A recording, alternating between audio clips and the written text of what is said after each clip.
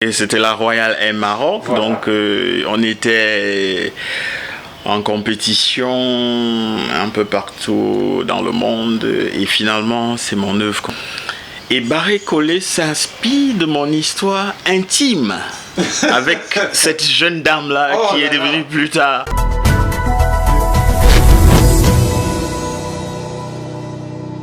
Salut à tous, bienvenue sur MC Business TV, la chaîne des entrepreneurs, la chaîne qui met en avant le savoir-faire africain des entrepreneurs africains. Aujourd'hui, votre émission Le Coin de l'entrepreneur nous amène dans le temple du grand artiste Mboko Lagriffe. Évidemment, nous sommes à la Villa Batanga. Reky Mboko Lagriffe, c'est vrai qu'il va se présenter après moi tout à l'heure. C'est un artiste designer textile, designer graphique, il est caricaturiste, c'est un artiste singulier au talent pluriel, c'est un maître en art plastique et il a bien voulu nous ouvrir les portes de la Villa Batanga pour nous présenter ses activités. On va faire un retour sur son parcours et aussi évoquer ses projets. Bonjour et bienvenue Mboko Lagriffe. Bonjour. Merci de me donner cette occasion de m'exprimer pour vos auditeurs et téléspectateurs.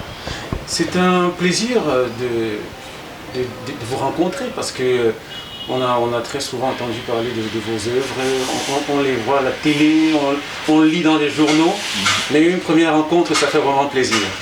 Écoutez, c'est un plaisir partagé aussi. Oui. Voilà.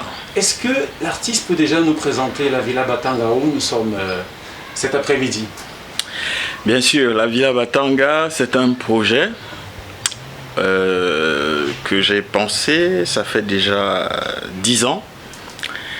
En fait, sur le papier, ce qui est écrit par rapport à ce projet, c'est de faire un atelier où des gens se rencontreraient, où des jeunes viendraient puiser un peu de savoir, où des jeunes viendraient s'exprimer, expérimenter, où des gens se rencontreraient de tous les horizons pour parler et pour réfléchir sur les questions liées à l'art et au développement de l'Afrique de manière générale. C'est ça l'idée de la Villa Batanga. Alors, quelles sont les activités quotidiennes ici? On sait d'emblée que c'est de l'art plastique. Oui, c'est de l'art plastique, mais pas seulement. Il y a plusieurs activités qui sont développées. En dehors de la peinture, je travaille beaucoup sur tout ce qui est communication, stratégie, création de produits à valeur ajoutée pour des jeunes entrepreneurs, oui. Par exemple sur les identités visuelles, sur les habillages de leurs produits. Oui. Donc, il n'y a pas que la peinture, il y a aussi toutes les démarches pour essayer de donner à nos jeunes entrepreneurs une certaine, une certaine image. Parce que c'est très important aujourd'hui, une image. D'accord. Parce que quand vous créez une entreprise ou que vous lancez un produit, il faut une identité assez forte pour que vos produits se démarquent, oui. Voilà, de la concurrence. Oui. Mais est-ce que c'est la vocation première de l'artiste que vous êtes qui est beaucoup plus, qui doit être beaucoup plus dans la création des... Ce n'est pas vocation première, mais ça c'est ce que je fais à côté. Et je pense que c'est pas trop éloigné de l'art finalement. Parce que proposer des habillages pour les produits, pour les rendre plus attrayants, pour les rendre mieux vendables, parce que c'est le problème que beaucoup de jeunes entrepreneurs camerounais rencontrent. Donc je me suis proposé de les accompagner. Et je crois que ça... Comment dire? Je crois que les gens commencent à comprendre un peu l'importance de cette démarche-là. D'accord. On peut apercevoir sur la table qui est juste en face de nous des tasses en porcelaine. Oui, ce sont des produits dérivés. Quand on dit produits dérivés, ce sont des produits qui sont faits à partir de mon art, mes tableaux. D'accord. Voilà. Donc, si vous regardez les tasses, il y a des tasses complètement graphiques, c'est-à-dire que je conçois directement sur mon ordinateur des motifs. Et puis, il y a des tasses pour lesquelles je prends complètement le tableau qui a déjà été fait et je l'imprime dessus. D'accord. Par le moyen de la sublimation. Oui. Voilà. Bon, vous avez dit que vous concevez des identités visuelles pour des entrepreneurs, pour des entreprises aussi. Et les tableaux, alors, à qui sont-ils destinés? Écoutez, les tableaux, c'est d'abord une passion. Oui. Je le fais depuis plusieurs années. Ils sont destinés à ceux qui aiment l'art, soit pour décorer leur domicile ou bien pour décorer les QG des entreprises, etc. Oui. Donc voilà, donc je suis peintre d'abord, et je continue de peindre, même si je suis constamment devant mon ordinateur, je continue de travailler, de peindre. Ça fait beaucoup d'années que vous y êtes, vraiment pour ceux qui ne connaissent pas, ça fait beaucoup d'années, vous avez commencé très tôt en autodidacte. Oui. Est-ce qu'on peut revenir sur le déclic? Qu'est-ce qui vous a amené à aimer l'art avec autant d'amour et de passion? Bah écoutez, tout petit déjà, moi j'ai toujours aimé dessiner, je faisais tout le temps. Même quand j'étais en classe, même quand j'étais... pendant mes moments libres, je dessinais beaucoup. Donc finalement, de la passion, c'est devenu un métier. Un métier dont j'ai continué à travailler. Mais pour parler du déclic, je crois que c'est venu... Si je me souviens encore bien, vous savez, mon école primaire était à côté d'une salle de cinéma à l'époque, qui est déjà fermée aujourd'hui. Et j'allais tout le temps dessiner des affiches. Parce qu'on m'appelait souvent pour reproduire certaines affiches de cinéma qui étaient abîmées et tout ça. Et en échange, on me faisait profiter d'un film de 15 minutes ou les 15 dernières minutes d'un film. C'est comme ça donc que j'ai pris goût petit à petit. Et finalement, je me retrouve dans la caricature quand je suis à un âge un peu plus... Voilà. Et de la caricature, je me retrouve à faire de la peinture. Comme caricaturiste, vous avez travaillé avec la presse? Oui, avec la presse camerounaise, c'est un grand nom qui était à leur début, à l'époque. Bah écoutez, ils m'ont sollicité. Quelle presse précisément? Et j'ai travaillé au Messager, Nouvelle Expression, et puis le Messager Popoli. Je suis arrivé au quatrième numéro. On nous appelait l'équipe de vendredi, les fous de vendredi, voilà, les fous du vendredi. Donc c'était une ambiance extraordinaire. C'était plusieurs talents, plusieurs coups de crayon différents. C'était très très enrichissant. Et je dois dire, j'ai beaucoup appris là-bas. C'était beaucoup plus une vocation alors de devenir caricaturiste, de devenir artiste, parce que vous commencez très tôt, très jeune, sans formation préalable. Non, pas de formation, parce que bon, on est né quand même dans des familles assez modestes. Qui ne comprenaient même pas ce que c'était, qui ne voulaient même pas savoir, parce qu'ils avaient dans leur tête, ils voulaient que leur enfant devienne un grand médecin ou un avocat. Il n'était pas question que je finisse artiste. J'ai dû forcer à cause de ma passion, l'abnégation, une sorte de rébellion à l'intérieur de moi me poussait. Et donc je me suis accroché à ma passion et finalement les parents sont devenus très très contents aujourd'hui. Tout à fait. C'est une persévérance, une désobéissance, on va dire, normale, positive. Positive quand elle se termine bien, parce que elle peut ne pas bien se terminer. Mais ça s'est plutôt bien terminé, parce qu'en 1991 déjà, vous exposez pour la première fois, et vous avez 22 ans à l'époque. Oui, en 91, je voulais tellement montrer ce que je faisais. Donc, je prépare une expo. Et pour la petite histoire, je suis au Messager Popoli pendant que je prépare cette expo. Et je la prépare secrètement. C'est-à-dire, mes collègues ne savent pas qu'en secret, je peins. Donc, voilà. Et quand l'expo a été prête, ça a été un succès, mais alors phénoménal. Je crois que c'est à partir de cette expo-là qui s'intitulait L'inconscience des couleurs. L'inconscience des couleurs. Oui. C'était quoi le symbole de... En fait, quand j'y pense, ça me fait rire. Je disais, mais il fallait que je trouve un titre assez accrocheur, mais un peu énigmatique aussi. Parce que je pensais, je vais pas dire 50 tableaux autour du champ ou je sais pas quoi. Donc, l'inconscience de couleur, c'était plutôt mon inconscience à moi qui se traduisait. Mais de façon un peu logique, parce que finalement ces couleurs assemblées de façon un peu hétéroclite ont permis que je puisse, à partir de cette expo, me construire quelque chose, une carrière assez intéressante, j'ai envie de dire ça comme ça. Les gens ont apprécié, les gens ont...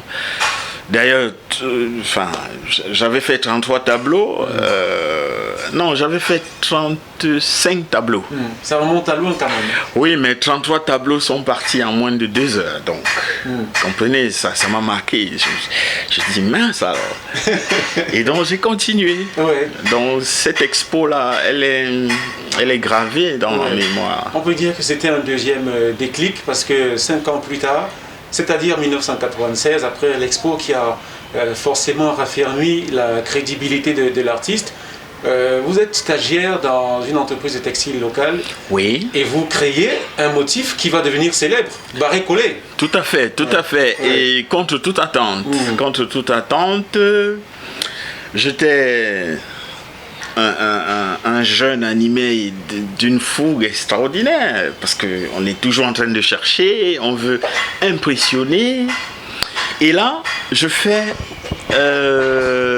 barré-collé dans des conditions assez... Je sais pas comment les décrire. Quand j'arrive dans cette entreprise-là, pour le stage, on me confie une jeune dame pour m'encadrer. Et dans la salle, je remarque qu'en dehors de cette jeune dame, l'équipe est vieillissante. C'est-à-dire qu'on avait des vieux, minimum à partir de 50 ans. Et je regarde ça, je dis, bon, quand je les vois dessiner là, je ne vais pas faire la même chose. Je ne pense pas que c'est ce qu'ils attendent de moi. Donc je me mets à réfléchir sur barré-collé. Et barré-collé s'inspire de mon histoire intime avec cette jeune dame-là qui est devenue plus tard mon épouse. Même si aujourd'hui on n'est plus ensemble, ça fait 6 ans qu'on est divorcés. Mais on a passé de très très bons moments, et donc je m'inspire de notre histoire intime pour faire barré-collé. Barré-collé, c'est simplement un amour de fou, quoi, à la folie. Vraiment, c'est quand on regarde le pagne, on voit d'un côté un homme et de l'autre une femme qui sont liés à travers leurs bras, et ils portent ensemble une calebasse. La calebasse représentait tout ce qui est héritage, enfant, et tout ce qu'on va léguer à la prospérité. Oui, je peux comprendre avec le recul pourquoi les gens ont acclamé ce pagne, parce qu'il était fait avec le cœur. J'avais tout donné, À vrai dire, quand je commençais, je ne savais pas vraiment la direction que ça allait prendre. Vous avez été un peu surpris par l'accueil du... Oui, j'étais surpris, mais je savais que j'avais donné tout ce que j'avais pour faire cette œuvre-là. Et bon, enfin, elle a connu le succès qu'elle a connu. Jusqu'à aujourd'hui, les gens en redemandent. Oui. Mais vous étiez encore stagiaire, est-ce que vous avez quand même profité de ce succès-là en tant que créatif? Oh, malheureusement. Malheureusement, je dois le dire pour vos auditeurs, quand vous êtes un jeune, un jeune artiste, hein, la première chose qui vous anime, c'est de créer. Donc vous ne regardez pas l'argent et tout ça. Mais ce qui ne veut pas dire que quand on a fait un boulot comme celui-là, qu'on ne soit pas payé ou rémunéré à sa juste valeur. Donc Barry Collet a fait un succès énorme. D'ailleurs, vous pouvez le vérifier, même 20 ans après, si vous allez au marché des femmes qui font les pagnes et vous prononcez ce nom, vous allez voir leur regard. Donc, cette société n'a pas cru bon de me rémunérer par rapport à ce travail-là, qui était quand même le travail, la sueur de mon front. Tout à fait. Jusqu'à preuve du contraire, c'est mon œuvre, bien qu'elle ait été faite pendant mon stage là-bas, c'est ma création, c'est toutes mes tripes dans ce truc-là, et vraiment, malheureusement pour cette entreprise, elle n'a pas su comment exploiter le talent que j'avais à offrir. Malheureusement. Ce que vous avez vécu, ce n'est que la partie visible d'un problème beaucoup plus général qui touche les artistes qui ne sont pas rémunérés à leur juste valeur. Oui, il y a une mauvaise connaissance de ce qu'on appelle le droit d'auteur. Quand les entreprises emploient les artistes, ils ignorent un peu cette partie-là. Et une entreprise croit que si elle vous emploie pendant un stage et que pendant le stage, vous créez des choses, ces choses leur appartiennent. Non, c'est faux. En l'absence d'un contrat qui établit que je vous cède les droits sur la création que je vais faire et que je définisse l'étendue de ces droits-là, jusqu'à preuve du contraire, la création m'appartient. Tout à fait. Donc, beaucoup d'entreprises doivent être sensibilisées par rapport à ça. Elles ne font aucun effort. Et puis, au niveau du...